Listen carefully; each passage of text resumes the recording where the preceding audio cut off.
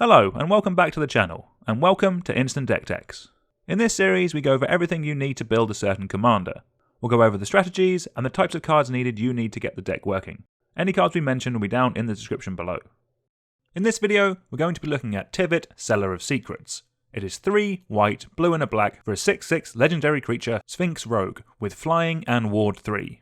It also has Council's Dilemma. Whenever Tivit enters the battlefield or deals combat damage to a player, starting with you, each player votes for evidence or bribery. For each evidence vote, investigate. For each bribery vote, create a treasure token. It also has, while voting, you may vote an additional time. They finally gave us a Vote Matters commander, so if you're a fan of politics, then this could be the deck for you. Before we jump into our individual sections, let's quickly go over what this deck is trying to do, and importantly, how it wins. There's two main things to break down on Tivit. The first ability makes us clues or treasure tokens when Tivit enters the battlefield or deals combat damage to a player. The clues will help draw us cards, and the treasure will help us ramp. What you get is based on what people vote for. This ability can pretty easily make us 4 to 5 artifacts a turn, depending on how many opponents that we have. That is a lot of artifact tokens, and means this deck will have a nice little artifact sub-theme to fully take advantage of this. The next ability is the one I'm really excited about, having been waiting for this since the first 2 conspiracy sets. We finally have a commander with an ability that cares about voting. When it comes to voting, there are currently 2 types of effects, Will of the Council and Council's Dilemma. Will of the Council cards have all players vote, and the option with the most vote, or the ones that tied with the most vote, wins and you get that effect. Council's Dilemma works a bit differently. Every player votes and you get a different effect for each vote. Generally speaking, the Council's Dilemma cards are a little bit stronger, as you tend to get more out of them. It also works well with Tivit, as the extra vote means you'll get an extra effect. When it comes to winning the game, we'll be looking at either some big vote cards or weaponizing all those artifact tokens that the deck is making. Kicking off with our categories, first up is Vote Matters cards.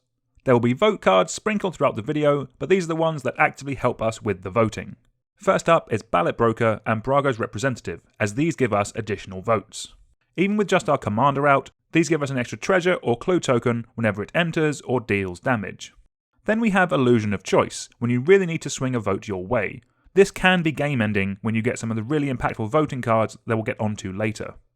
And then there is Grudge Keeper, which can help keep your opponents in check or drain them out if they ever get out of line. Because of all the clue and treasure tokens that we'll be making, we can run some Artifact Matters cards to help out with our game plan. First up is cards that add to the amount of tokens that we make, with cards like Erdwal Illuminator doubling our first clue token, and Academy Manufacturer spitting out all the different kinds of tokens that we could ever want. We can then use those tokens for a number of different things. You can tutor up something powerful by sacking 3 of them to Kuldotha Forgemaster, for example. Tamiyo's Journal does a similar job, but it can also help make clue tokens as well. Or you can use them as pseudo-ramp by giving them Improvise, with a card like Inspiring Statuary. We can also then help smooth out our draws with Contraband Kingpin, so you can always have what you need on top of your library. You also have a card like Junkwinder, that in this deck will be very cheap to cast, and then we can keep some big threats or flying blockers tapped down turn after turn, so Tivit can swing through. We even have some win cons in this section as well, with cards like Disciple of the Vault, Nadier's Nightblade, and Marionette Master dealing damage to an opponent whenever we sack an artifact token. These might just be a good way of keeping the voters on our side. And then there is Tezzeret, Master of the Bridge, which pings all of our opponents straight away for the number of artifacts that we control, while also making our creatures and planeswalkers cheaper to cast. Moving over to our card draw, we have plenty of different options that we can look at. First up is some vote spells that have card draw as one of the options. With Tivit out, we should be able to lead the table to giving us what we want. The alternatives, if the table really wants to go that way, are giving us an extra turn with Plea for power or a board wipe with Coercive Portal.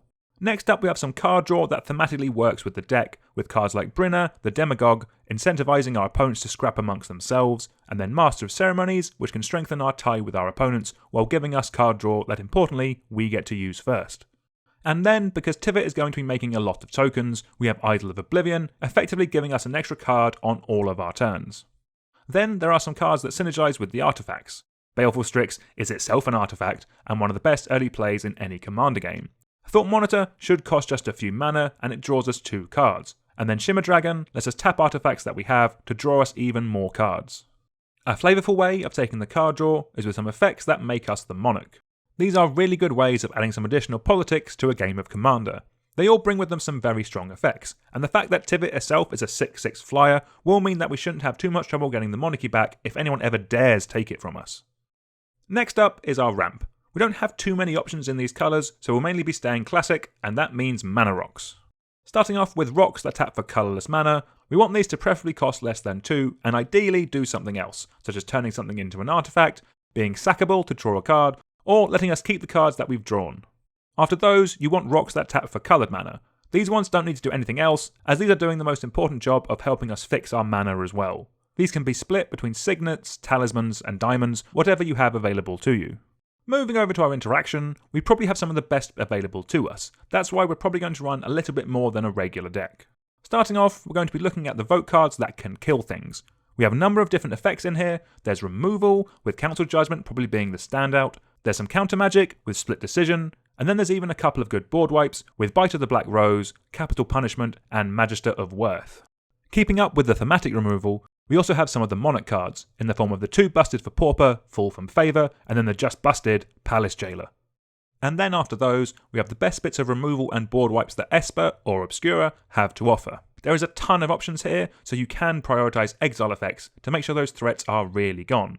And then there's also plenty of board wipes to suit any budget. So run the cards that you think will answer the threats in your playgroup. For protection, we don't need as much, as fortunately Tivit does have Ward 3. Saying that, it is a bit pricey to cast, so we don't want to be having to do that all too often, so 2 to 4 bits should be good. First up is some counterspells, which you can cross over with your interaction. Generally, best to save these for effects that really mess up our plans, such as board wipes, or to stop an opponent who's at the point of winning. If your playgroup is packing lots of targeted removal, then a card like Swiftfoot Boots can be exactly what you need to keep Tivit around. The added haste as well should mean it can swing the turn it comes down, which is very nice. We then also have a card like Archon of Coronation, which protects our life total, while also drawing us some extra cards with the Monarchy. Next up is some Recursion, and again it's something this colour combination really excels at. Something like Custody Squire can be great in the deck, as it fits in with the vote themes we have going, while also allowing us to bring back a key card from our graveyard. And Sun Titan is still in 2022 really good at what it does, by bringing back a permanent with mana value 3 or less from the graveyard, while also being a 6/6 beater with Vigilance. And then, because a lot of the vote cards in the deck are instants and sorceries, there is Archaeomancer, which is a really nice budget option that lets us cast them all over again. Let's move over to some win cons. There's a few different options given all the different elements that we have, including some combo potential. First up is the most broken of the vote cards, and that's Expropriate. This card is extremely busted, and almost guarantees that you win the game on the spot. The most likely outcome with Tivit out is that you get 2 extra turns and then each opponent's best permanent. This is also the most expensive of the vote cards out there, and also could be the one that I can see people in more casual playgroups wanting to cut, so do consider that if you're thinking of buying one. For some other big spells, we can look at Rite of Replication. There are so many awesome creatures in this deck that we could do with 5 of, from a Marionette Master to even a Ballot Broker to give us all the votes in the world. Moving over to some more artifact-based win cons, we have cards like Cranial Prating and Nettle Cyst. These buff up a creature's power equal to the number of artifacts that we control. In this deck, that should hopefully be a lot, and should mean we can win games by dealing our opponents the 21 points of commander damage with Tivit. Another way of weaponizing those artifact tokens is with cards that turn them into creatures, that we can hit face with. Of all of these, I think Cyberdrive Awakener is the most busted, and is effectively a blue Kratos Behemoth in this deck. And then we have a card that has got a lot better recently, with all the treasures, clues and blood tokens being printed into formats, and that's Time Sieve. There is very easily a world where you can make 5 artifacts in a turn. If we have 4 opponents, then Tivit will do this by itself, and that's before you throw in cards like Academy Manufacturer. Another thing the eagle-eyed among you may have noticed is that a lot of the effects that we're considering are on Enter the Battlefield effects, which does include Tivit. You can use this to run a small blink package to get even more value out of those effects.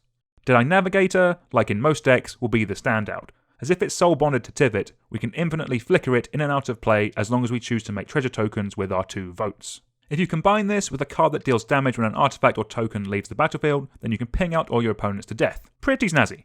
Then rounding off the deck with some utility lands, as we're in 3 colours, I wouldn't want to go too crazy for the ones that don't produce coloured mana. If you're running the other Monarch cards, then I like adding Throne of the High City into the mix. Havengul Laboratory is a good mana sink that can make us some more clue tokens, and is also a good payoff for us using them, as when it flips, it can bring a creature back from our graveyard to the battlefield. Rogue's Passage lets us make sure our commander gets that damage through. Buried Ruin is a nice cheap utility land that can bring back an artifact, and then Bojuka Bog is just a free answer to any graveyard decks out there.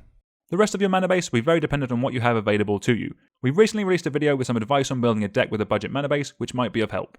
Until next time, please like, share and subscribe, and let us know down in the comments if there are any commanders you'd like to see a deck tech on. Thank you very much for watching.